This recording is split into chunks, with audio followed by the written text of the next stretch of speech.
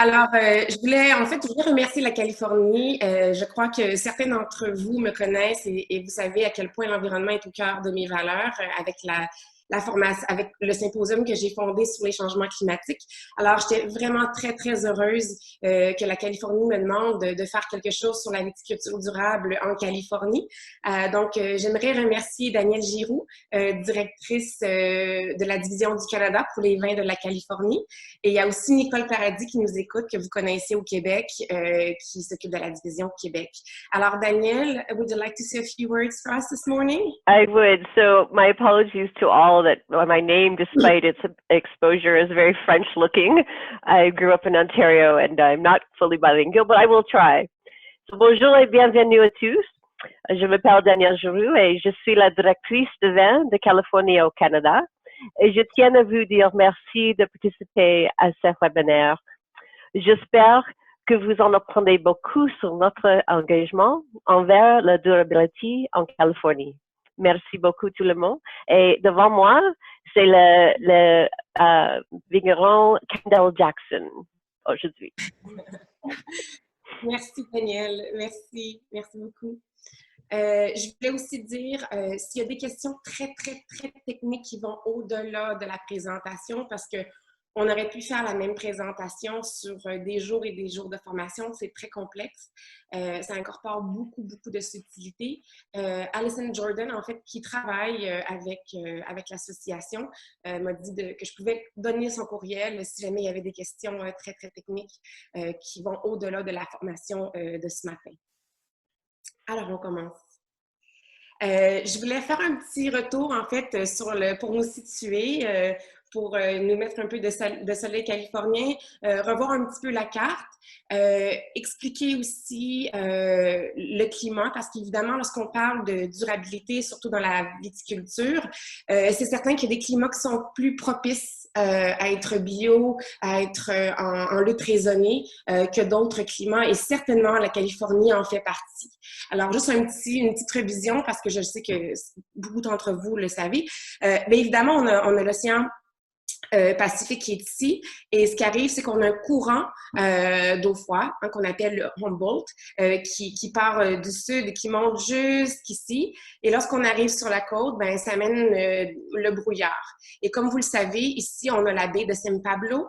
Et la baie de San Pablo, qu'est-ce qu'elle fait? C'est qu'avec les vents entrent dans les terres et on a un brouillard qui s'installe sur les terres. Pas toutes sur les terres, évidemment, ça dépend où on est situé. Mais par exemple, juste ici, où est-ce qu'on appelle Carneros, ça peut prendre jusqu'à l'après-midi avant que le brouillard soit brûlé par le soleil. Donc, évidemment, ça va retarder la maturité. Il y a d'autres climats qui vont être différents. Évidemment, on a un climat méditerranéen en général, mais évidemment, l'altitude aussi va jouer un rôle. On sait qu'on descend de 0,6 degrés Celsius par 100 mètres d'altitude. Donc, si on retrouve un vignoble qui est en altitude, mais au-dessus du brouillard, ça va être différent que si on a un vignoble qui est en altitude, mais moins en altitude et dans le brouillard. Donc, il y a tous ces microclimats qui existent en Californie, mais en résumé, on peut dire que le climat est très, très propice à la viticulture pour promouvoir justement la viticulture durable.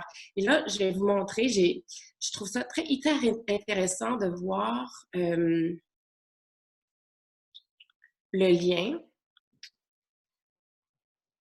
Sur Google Earth, c'est intéressant parce que si vous vous amusez, hein, pour n'importe quelle région viticole, on peut vraiment voir tout le relief. Et je voulais juste qu'on prenne 30 secondes pour aller voir le relief justement de la Californie qui va bien nous situer.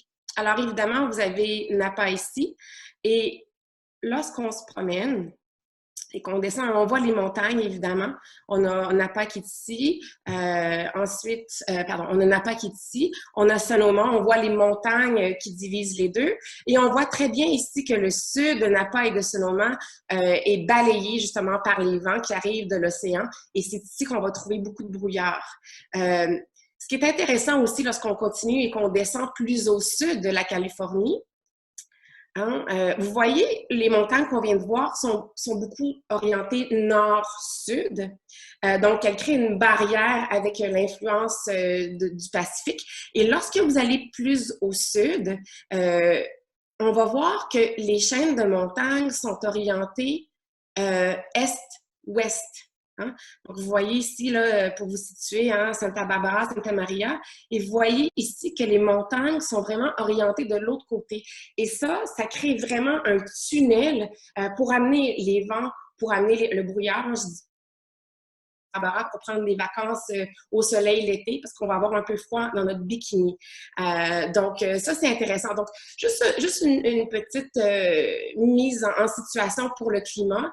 Évidemment, on suit aussi beaucoup ce qui se passe en Californie. C'est certain que la sécheresse, les feux, deviennent aussi un problème, un enjeu avec les changements climatiques. Donc, c'est certain que toutes les pratiques qu'on va mettre en place avec les pratiques durables vont nous aider à s'adapter aux changements climatiques et justement à combattre les enjeux. Alors là, c'est une photo qui est intéressante. On voit bien, ça c'est à Carneros. Donc ça a l'air de ça le matin. On peut comprendre que les vignes qui sont balayées par le brouillard la maturité va venir beaucoup plus tard que si on est à l'intérieur des terres où on n'a pas de brouillard du tout.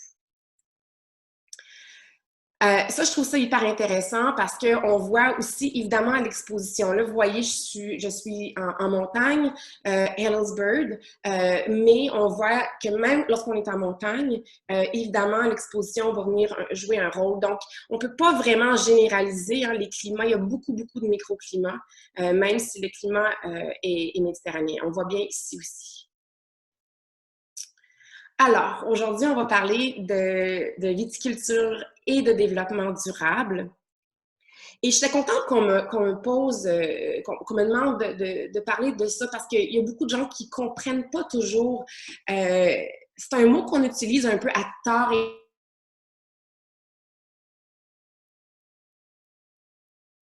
en France, on ne comprend pas bien. Et j'ai eu un déclic quand j'étais étudiante, au début des années 2000, je prenais mon cours en sommellerie. Et pour ceux qui sont dans le domaine depuis longtemps, vous connaissez peut-être Paul Dolan. Paul Dolan avait écrit un livre qui s'appelait Through to Your Roots. Et en fait, il racontait qu'il était en train de justement, il travaillait chez Fedzer et il croyait beaucoup à la biodynamie, mais il voulait, dans le développement durable, il pensait à couper plein de pommiers, pas très loin de ses vignes. Et ses voisins, ils n'étaient pas très contents de ça. Et il s'est rendu compte, il s'est dit, OK, si moi je veux travailler avec mon environnement, c'est pas juste mon écosystème à moi, je fais partie de la nature et on est tous ensemble dans cette nature. Et pour ceux qui ont été à ma conférence sur les changements climatiques à l'automne, j'ai beaucoup aimé ce que Karel Mirand, qui est le CEO de David Suzuki, disait, on n'est pas séparés à la nature. On fait partie de l'écosystème, on est nature. Donc ça inclut tout. On inclut évidemment l'environnement, mais il faut être un bon employeur, il faut être bon dans la communauté aussi, il faut qu'on ait des bons rapports avec notre communauté.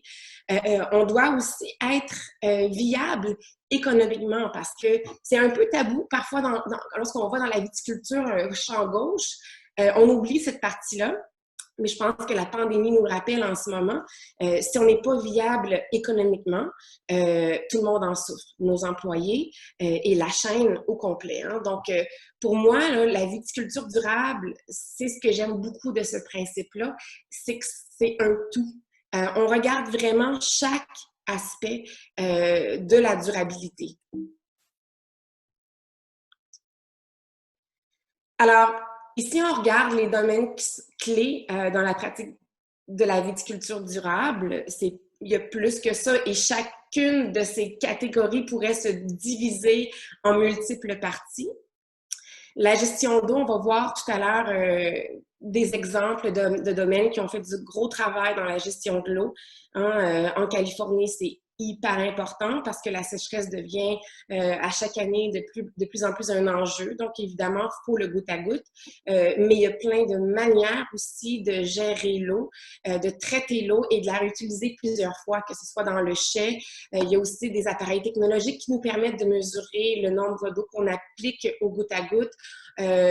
Par la gestion du sol, on peut aussi limiter le nombre d'eau qu'on donne aux vignes en goutte à goutte. Donc, La gestion de l'eau, c'est hyper complexe. On va parler tout à l'heure de Jackson Family. Ensuite, de Gallo, ils ont fait énormément de recherches en ce sens. C'est des beaux modèles, justement, pour explorer les manières dont on peut gérer la gestion de l'eau. L'efficacité énergétique est hyper importante, hein, qui va aussi contribuer à la réduction des changements climatiques, donc réduction de l'empreinte carbone. La gestion des insectes, on va voir tout à l'heure la différence entre le bio, la biodynamie et la viticulture durable. Mais dans tous les cas, on met en place des méthodes naturelles, le plus naturel possible en tout cas, pour justement faire la gestion des insectes, pour promouvoir une biodiversité et attirer les qui vont pouvoir s'occuper des insectes plus nocifs. La santé de la terre, évidemment, le sol, hein, ça part de là, donc c'est très important. La chaîne d'approvisionnement, donc là, on parle vraiment de tout. On parle des bouteilles, on va parler des bouchons, des capsules à vis, donc vraiment tout, où est-ce qu'on achète nos barils. Donc, la chaîne d'approvisionnement, elle est très longue. Donc, les domaines qui vont vouloir justement promouvoir un développement durable vont s'associer avec des partenaires qui ont au cœur de leur valeur aussi le développement durable. Donc, c'est très important.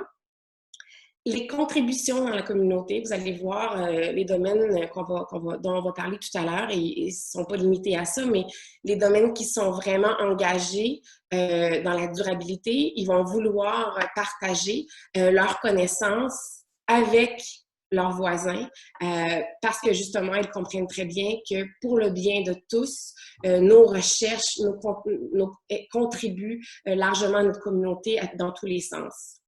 L'habitat de la faune, donc on va protéger aussi lorsqu'on a des vignes et qu'on établit un vignoble, on fait partie d'un environnement qui existe déjà, donc il faut absolument s'assurer de conserver la faune qui existe déjà avant qu'on y arrive. Évidemment, la gestion de déchets qui est très importante.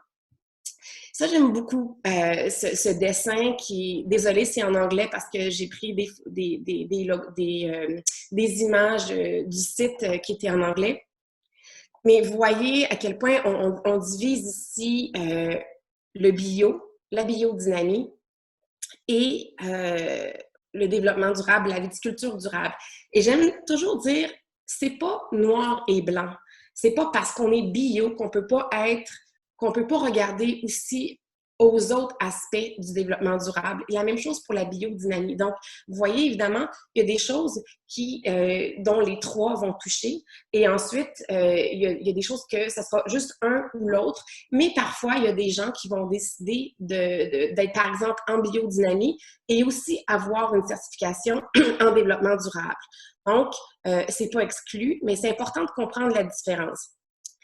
J'ai mis ça au tableau parce qu'après, Catherine va vous envoyer la présentation par PowerPoint, puis il y a des liens importants qui peuvent vous informer en tant qu'agent si vous voulez pousser un peu plus loin pour bien comprendre la différence et toutes les subtilités entre la viticulture et le développement durable, la viticulture biologique et la biodynamie. Pardon. Quand j'enseigne, j'aime toujours dire à mes étudiants, il y a une façon simple un peu d'expliquer un peu les trois. Évidemment, c'est plus complexe que ça, mais je dis toujours, pour moi, la viticulture durable, c'est un peu la personne qui fait son yoga, qui est très en forme, qui mange bien, qui fait tout en fait pour se garder en santé. Mais parfois, si on est malade et qu'on a besoin d'antibiotiques, on va en prendre. Là, évidemment, je parle de la viticulture parce que le développement durable, évidemment, ça touche à tous les aspects dont on a parlé tout à l'heure. Donc, la viticulture durable, on va promouvoir, on va faire une bonne gestion du sol, on va promouvoir les prédateurs. On ne veut pas avoir de recours ou très peu aux pesticides, aux insecticides, aux produits, mais dans un cas extrême, peut-être qu'on va en utiliser. Mais on va tout faire pour ne pas le faire. Pour moi, c'est ça la viticulture durable. La viticulture bio, je suis malade, Je vais prendre quelque chose pour mon mal de tête, mais ce que je vais prendre va être naturel. Hein? Donc, on traite quand même, mais avec un produit naturel. La biodynamie, c'est vraiment avoir son propre écosystème d'autosuffisance. Hein? Rudolf Steiner, lorsqu'il a établi les principes de biodynamie, c'était vraiment l'autosuffisance. Donc, tout ce qui sort de la terre revient à la terre. Et évidemment, on va prendre en considération les astres. Donc, c'est un peu l'équivalent de l'homéopathie. Donc, controversé. Comme je le disais tout à l'heure, on peut être en bio puis aussi en développement durable. Un n'exclut pas l'autre. Mais on revient ici à la viticulture et au développement durable. Et ce que j'aime ici, c'est qu'on a les trois. On s'occupe de l'environnement, on s'occupe de l'économie, puis on s'assure d'avoir des bonnes pratiques pour nos employés et aussi pour notre communauté. J'aime beaucoup. Évidemment, il y a l'évaluation qui est très importante. Ça nous garde honnêtes, hein, on le sait. On peut apprendre, on peut être autodidacte sans jamais aller au cégep ou à l'université ou prendre d'autres cours. Mais c'est sûr que lorsqu'un examen au final, ça nous remet en lien avec, ça nous donne une bonne idée de notre performance, de nos connaissances. Et l'auto-évaluation, je la trouve très importante parce que elle va nous permettre d'évaluer où on est. On va ensuite mettre des pratiques en place pour s'améliorer. On va instaurer des changements, puis on va faire l'évaluation au final pour gérer, pour voir c'est quoi notre amélioration. Alors, le cercle d'amélioration continue, c'est ce que j'aime beaucoup aussi dans ce que l'association fait. C'est vraiment mettre en place. Et là, ici, vous avez tout, et ça, vous pouvez tout retrouver là, la subtilité de chacun de ces chapitres. Mais l'association a mis sur place le code de la viticulture durable. Et donc, on a en tout 15 chapitres qui regardent 140 pratiques dans les vignes et 104 pratiques dans les chais. Et donc, si vous voulez là, vraiment pousser, vous pouvez aller télécharger gratuitement le code.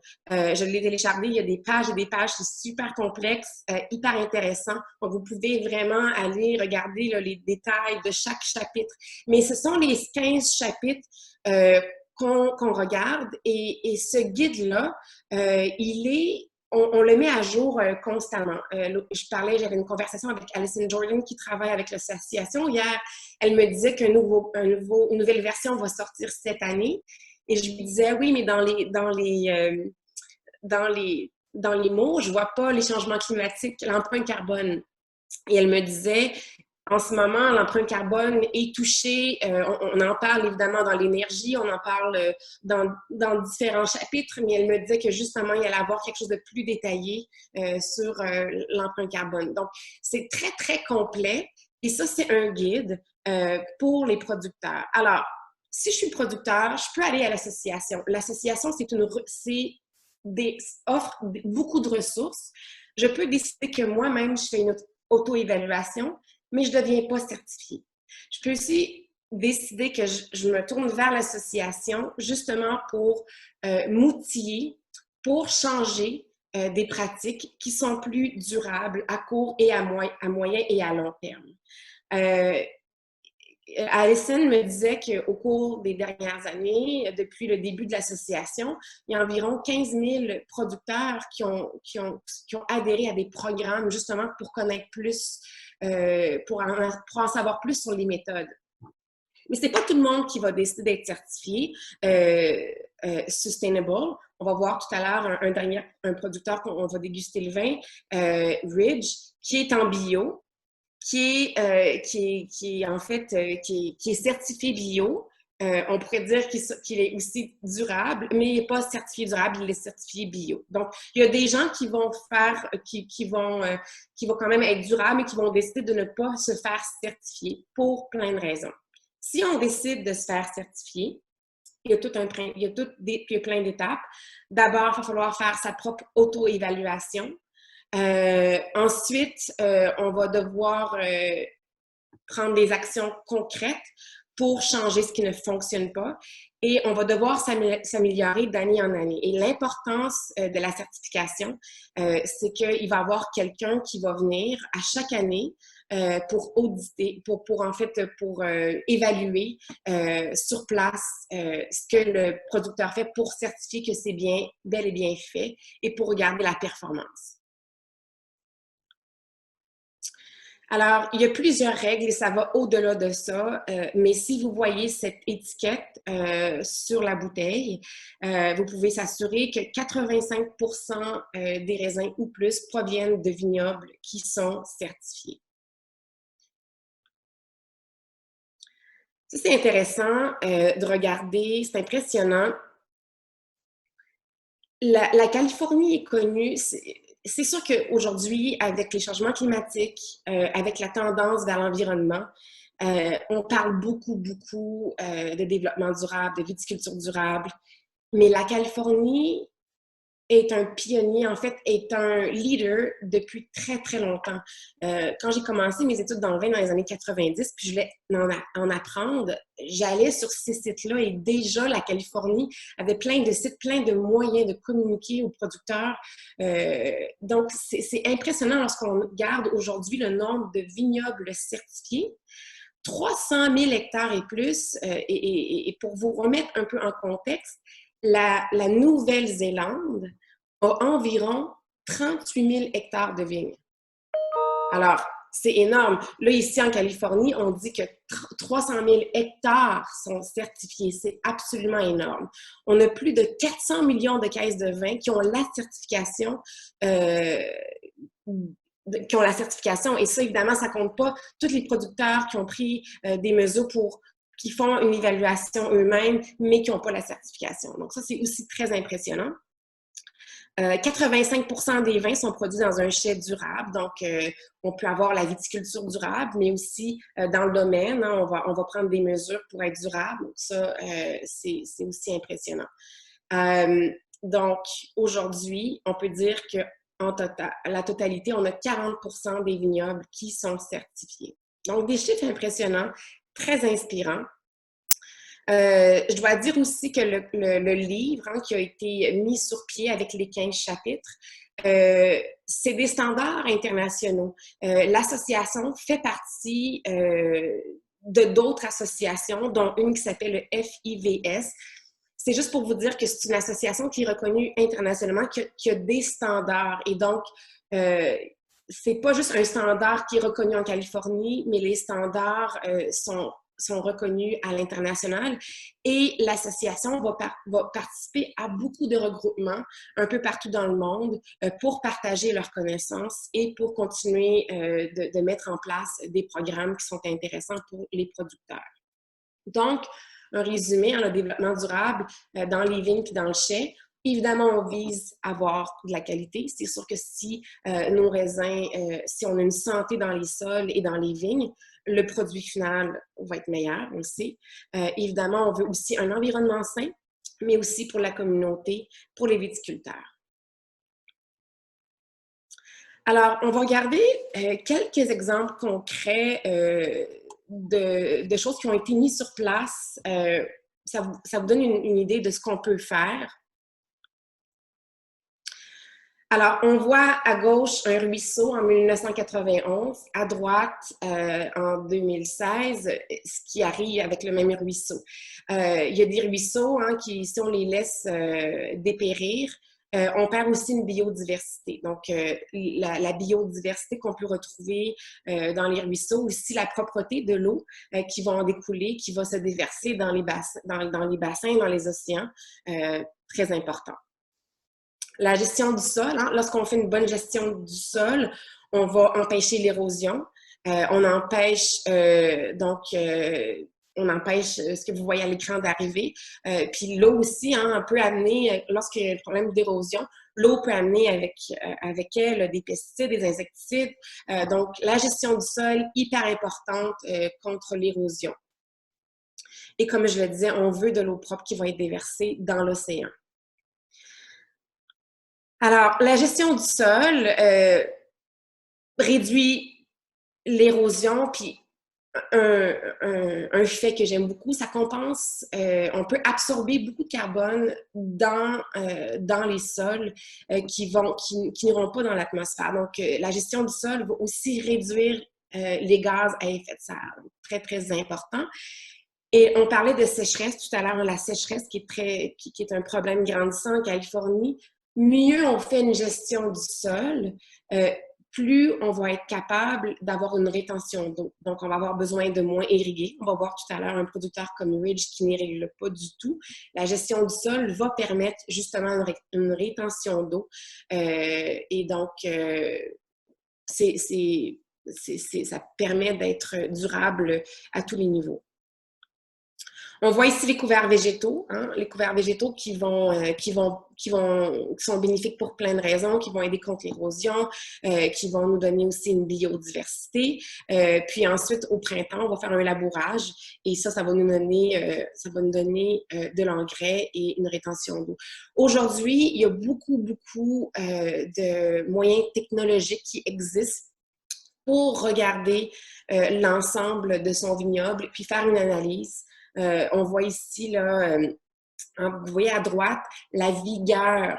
On voit de vert en rouge. Donc, on va voir les endroits où on a plus de vigueur, moins de vigueur. On peut aussi regarder l'eau. Donc, tout ça va nous permettre de prendre des décisions qui sont importantes pour l'environnement et pour la bonne gestion de notre vignoble. Donc, les appareils technologiques sont très importants. La diversité, hein, la biodiversité, très importante. On sait qu'après la Deuxième Guerre mondiale, on regarde en Europe ce qui est arrivé.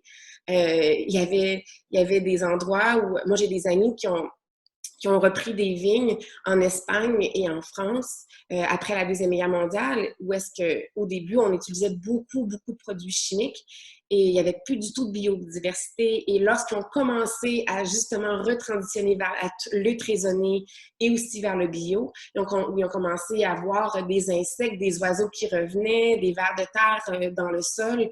Donc, la biodiversité est hyper importante. Donc, souvent, ce qu'on va faire, on va mettre l'insecterie pour avoir des populations d'insectes qui sont bénéfiques aussi pour... ils vont s'occuper des insectes plus dangereux. Donc, évidemment, la loi de la nature, on la force un peu, mais en étudiant très, très bien les prédateurs et les bons insectes pour essayer justement de les attirer dans les vignes.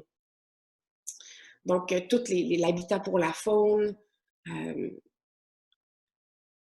Ici, on a une petite boîte qu'on met pour les hiboux. Donc, les hiboux qui vont être des contrôles naturels pour les rongeurs.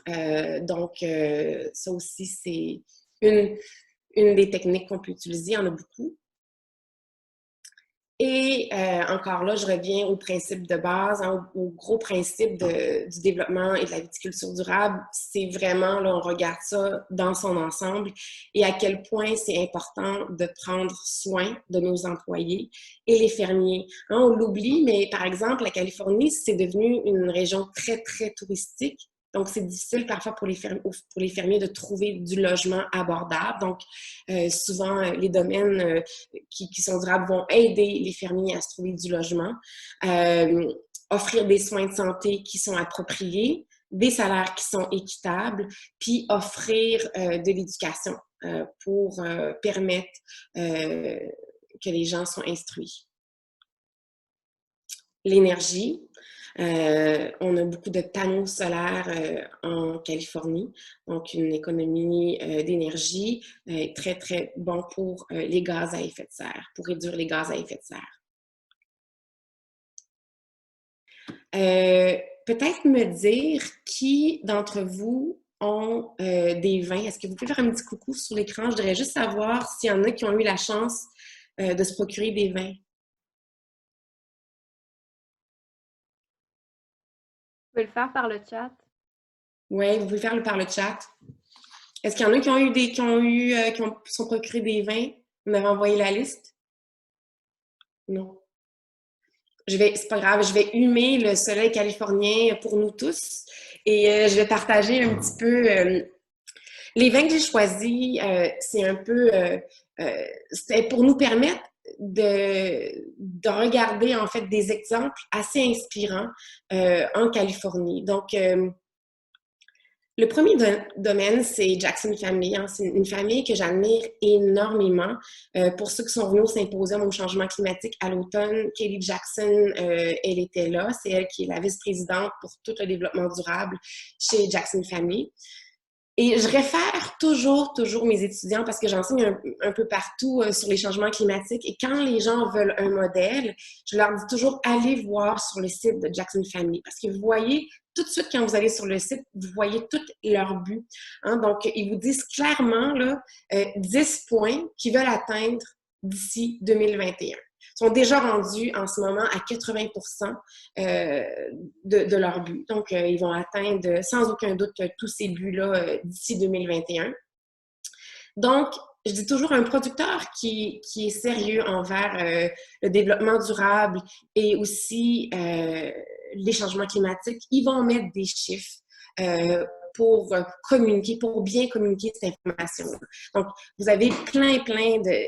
Écoutez, j'ai passé des jours et des jours juste à étudier en détail tout ce qu'ils font. À tous les niveaux, tout est pensé. Lorsqu'on parle, on pense à l'énergie, on pense à tous les moyens qu'ils ont utilisés pour développer, pour économiser l'eau, tout ce qu'ils font pour les déchets. C'est impressionnant. Donc, je vous invite vraiment, vous pouvez voir un rapport, ils publient un rapport public qu'ils mettent sur leur site. Un des rapports, je crois qu'il est 30 pages de long. Donc, si vous voulez voir vraiment tout ce qu'on peut, tous les aspects qu'on peut regarder, c'est un bon site. Allez voir. Et je voulais attirer votre attention sur une des choses qu'ils font qui est encore très inspirante.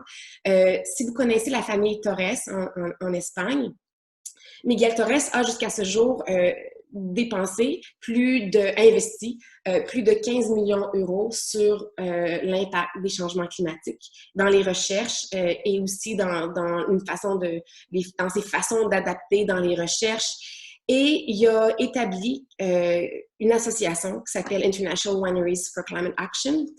Et la deuxième famille à se joindre à lui à l'association a été la famille Jackson. Aujourd'hui, il y a quelques familles qui se sont ajoutées, dont la famille Symington au Portugal. Mais ces familles-là ont formé cette association, font partie de l'association et leur but, c'est que l'industrie du vin réduise par leurs gestes et leur engagement les gaz à effet de serre de 30% d'ici 2050 et de 80% d'ici 2045. J'ai mis le site Internet, si vous voulez aller lire un peu plus là-dessus, encore là, très inspirant. Et j'ai pris avec moi dans mon verre, c'est le Camel Road. Et ce qui est intéressant avec la famille Jackson, lorsque vous allez, ça c'est le Pinot Noir de Monterey, et vous voyez sur l'étiquette, ça dit certifié sustainable. Hein? Donc, on le voit juste ici. Si vous allez sur le site de la famille Jackson, vous pouvez voir que chaque domaine a sa propre entité. Et si vous cliquez sur le lien, vous allez pouvoir voir ce que chaque domaine fait dans le développement durable. Donc, par exemple, Camel Road, ils vont expliquer qu'est-ce qu'ils ont fait pour réduire la consommation d'eau.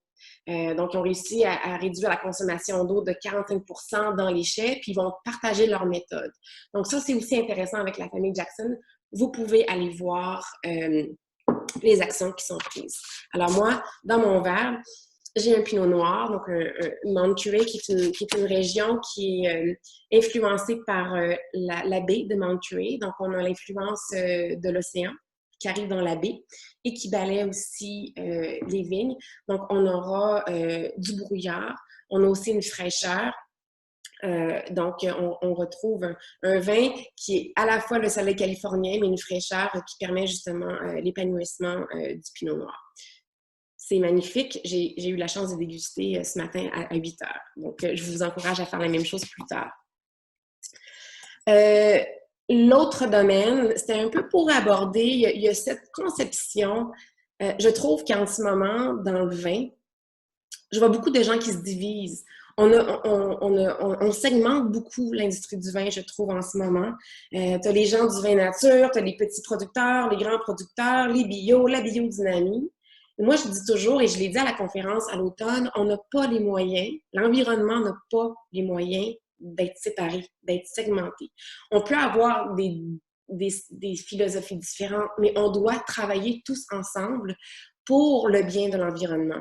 Et ça inclut les petits comme les gros. Et Gallo en fait partie. Évidemment, c'est un très, très gros producteur, un producteur d'envergure, mais dans ses recherches, dans ses actions, il communique non seulement leur engagement sur leur site Internet, par des vidéos, mais aussi en communiquant leurs recherches avec d'autres producteurs. Donc, ils redonnent beaucoup à la communauté et deviennent une source d'information aussi pour les autres, les autres producteurs.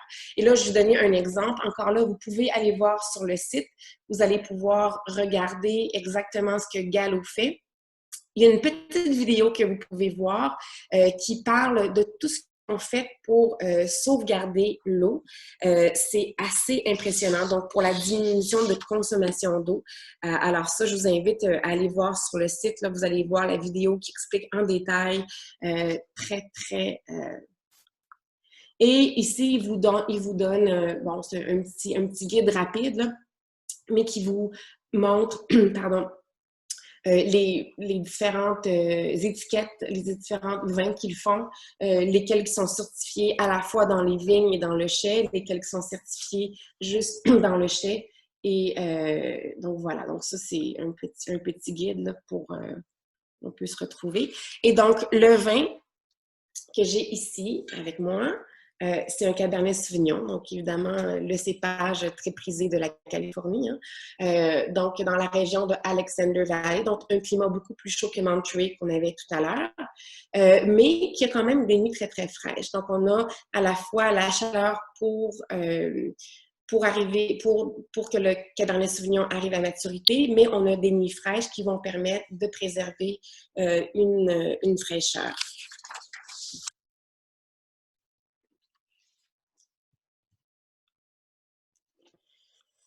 Je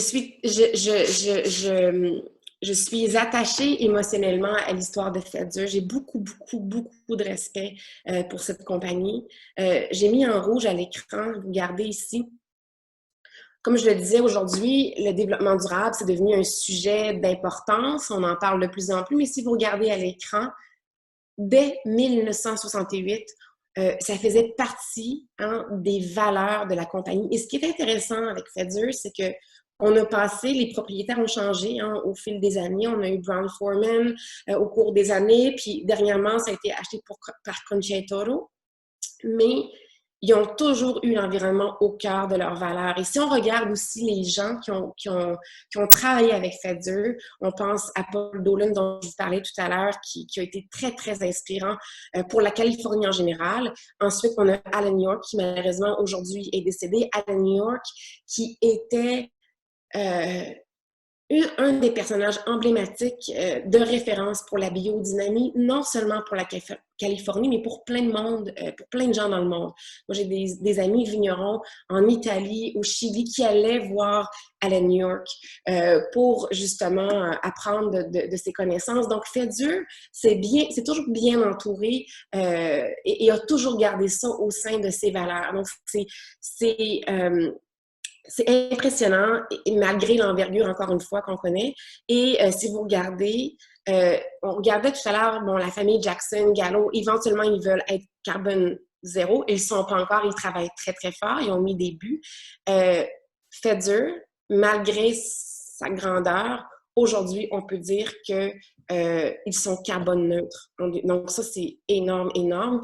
Et encore là, ça nous montre que c'est pas parce qu'on est un producteur d'une certaine envergure qu'on ne peut pas arriver à faire bien les choses. Et donc, avec moi ici, j'ai Bonterra. Donc, Bonterra, j'ai le Zinfandel. Et le Zinfandel, c'est intéressant parce que lorsqu'on parle des changements climatiques, c'est un cépage qui est très adapté aux conditions climatiques de la Californie, la chaleur, la sécheresse, pardon. Et on parle beaucoup des feux. Évidemment, on met en place des méthodes et tout ça, mais ce qui est intéressant avec les Zinfandel, puis on va le voir avec Ridge, mais Ridge, on va goûter le vin après, je parlais au vigneron, au maître de chai hier, il me disait, on finit de vendanger à la fin du mois d'août. Bien avant la saison des feux. Donc ça, c'est hyper intéressant en termes de cépage. C'est un cépage qui est très, très adapté. Hein. C'est un des trésors de la Californie. Et Bonterra, qui est certifié bio. Donc, on peut retrouver et qui offre un très, très bon rapport qualité-prix. Et le dernier vin, Ridge. Je voulais terminer par un plus petit producteur comparé aux autres parce que je trouve que c'est vraiment important de couvrir tous les producteurs à petite et grande échelle. Ridge, qui pour moi est vraiment une référence, c'est ce producteur-là qui, au début de ma carrière, parce que je connaissais très, très peu les vins de la Californie dans les années 90, ce sont les vins de Ridge qui ont fait que j'ai tombé en amour avec la Californie. Puis après, je suis allée très, très souvent en Californie. Ridge, c'est un bel exemple. Si vous voyez, ils ont la certification bio. Les vignes sont non irriguées, donc ils ont de très, très vieilles vignes. La bouteille que j'ai devant moi, c'est le Geyserville. Les vignes ont une moyenne d'âge de 130 ans, donc de vieilles vignes. Et en fait, ils vont irriguer, lorsque les vignes sont plus jeunes, ils vont irriguer jusqu'à peu près 8 ans. Lorsqu'à peu près 8 ans, là, il faut qu'ils irriguent parce que les racines ne sont pas assez profondes. Mais une fois que les vignes sont plus vieilles, ils vont complètement arrêter l'irrigation, juste en cas extrême.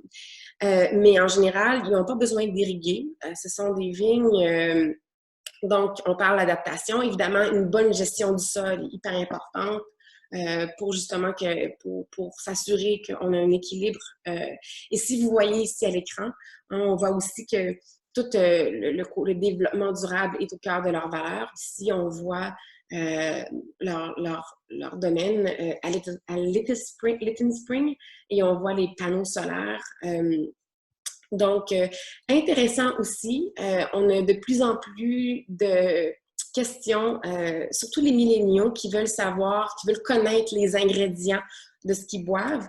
Et Ridge a été un pionnier là-dedans. Si vous voyez sur leurs étiquettes, vous allez voir, derrière, ils mettent les ingrédients. Donc, on va voir ici, ils vont dire, bon, on utilise des levures indigènes, la malolactique s'est fait naturellement, on va avoir les saveurs du fût qui sont là, et on va mettre un minimum de SO2 sur... Donc, on a les ingrédients. Donc, ça, c'est très intéressant. Ils veulent mettre, justement, ils vont être transparents avec les consommateurs.